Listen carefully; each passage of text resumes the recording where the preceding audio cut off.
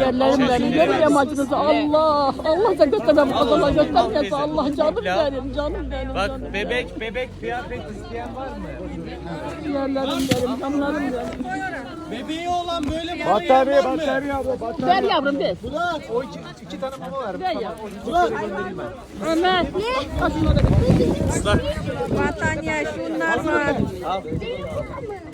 Bir de ıslak mendil al çocuklara. Abla ne ihtiyacın var? Çorap alayım. Tamam abla. Bir tane şu patikten alayım.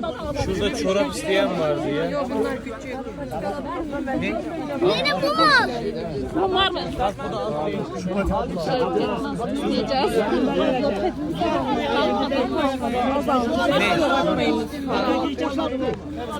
Çorap var mı? Çorap vardı bitti abi. Al. Çorap ön tarafta var galiba çorap. Birisi dağıtıyordu çorabı. Al çorap. Al.